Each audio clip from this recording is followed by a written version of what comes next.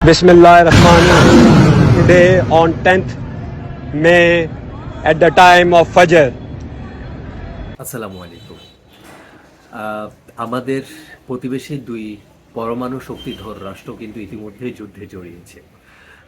আমরা ইতিমধ্যে প্রথম দিকে হয়তো অনেকে এটা নিয়ে খুব বাহবা দিয়েছে, হ্যাঁ যুদ্ধ লেগে যাক।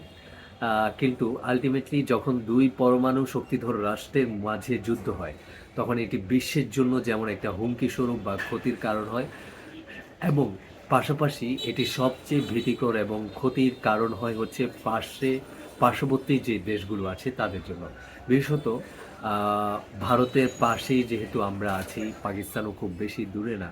হ্যাঁ, তো আমাদের বিশাল একটা প্রভাব আমাদের দেশে পড়বে, এটা নিঃসন্দেহে বলা যায়। আল্লাহ না করুন যদি নিউক্লিয়াস ওয়েপন ব্যবহার করা হয়, ভারত এবং পাকিস্তানের মধ্যে নিউক্লিয়াস কোনো যুদ্ধ শুরু হয়ে যাক। হ্যাঁ, তবে যদি এমন কিছু হয় তাহলে আমরা মারাত্মক লেভেলের ক্ষতির সম্মুখীন হব।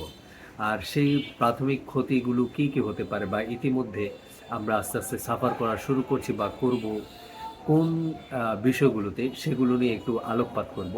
আমরা দেখব যে কোন কোন বিষয়ে বাংলাদেশ খুব বেশি ক্ষতির সম্মুখীন হচ্ছে বা হবে, বা আমি আপনাদের সামনে এগুলো উপস্থাপন করব। সেটা চলুন দেখে আসা যাক। অর্থনৈতিক প্রভাব, পুঁজিবাজার ও বাণিজ্য। ভারত পাকিস্তান যুদ্ধের আতঙ্কে বাংলাদেশের পুঁজিবাজারে ধস নামতে পারে। যেমন ইতিমধ্যে ডিএসই এর সূচক ১৫০ পয়েন্ট কমেছে। বিমান চলাচল ও বাণিজ্য পথ। ভারতীয় আকাশসীমা বন্ধ হলে বাংলাদেশগামী ফ্লাইটগুলি ঘুরপথে চলাচল করতে বাধ্য হবে, যা পরিবহন খরচ বাড়িয়ে দেবে। সামুদ্রিক বাণিজ্য। ভারত মহাসাগরে যুদ্ধের প্রভাব পড়লে বাংলাদেশের আমদানি রপ্তানি বিঘ্নিত হতে পারে। রাজনৈতিক ও নিরাপত্তা প্রভাব। সীমান্ত উত্তেজনা। ভারত পাকিস্তান যুদ্ধের সুযোগে সীমান্তে অস্থিরতা বা অনুপ্রবেশের আশঙ্কা রয়েছে। ইতিমধ্যে বিএসএফ ১২৫ জনকে বাংলাদেশের সীমান্তে ঠেলে দিয়েছে। অভ্যন্তরীণ অস্থিরতা। রাজনৈতিক দলগুলি যুদ্ধের পরিস্থিতিকে কাজে লাগাতে পারে বলে আশঙ্কা প্রকাশ করা হয়েছে। মানবিক ও সামাজিক প্রভাব। শরণার্থী সংকট। যুদ্ধের কারণে বাংলাদেশে শরণার্থী আসার সম্ভাবনা রয়েছে, যা ইতিমধ্যেই রোহিঙ্গা সংকটে জর্জরিত। সামাজিক অস্থিরতা। যুদ্ধের প্রভাবে সাধারণ মানুষের জীবনযাত্রা ব্যাহত হতে পারে, বিশেষ করে সীমান্তবর্তী অঞ্চলগুলোতে। পরমাণু যুদ্ধের ভয়াবহতা। বাংলাদেশ সরাসরি যুদ্ধে জড়িত না হলেও পারমাণবিক বিস্ফোরণে বিকিরণ বা আবহাওয়ার পরিবর্তন দেশটিকে প্রভাবিত করতে পারে। আন্তর্জাতিক চাপ।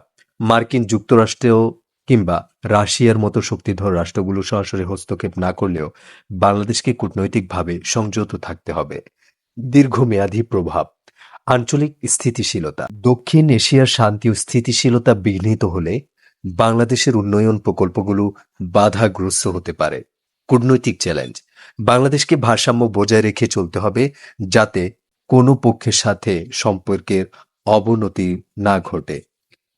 বাংলাদেশ সরকার ইতিমধ্যেই পরিস্থিতি নিবিড়ভাবে পর্যবেক্ষণ করছে এবং উভয় পক্ষকে সংযত থাকার আহ্বান জানিয়েছে।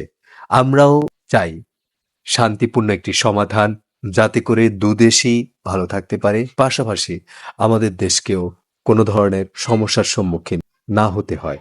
আল্লাহ তাআলা আমাদের সকলকে সকল প্রকার যুদ্ধের ভয়াবহতা থেকে, আঞ্চলিক সমস্যা থেকে রক্ষা করুন।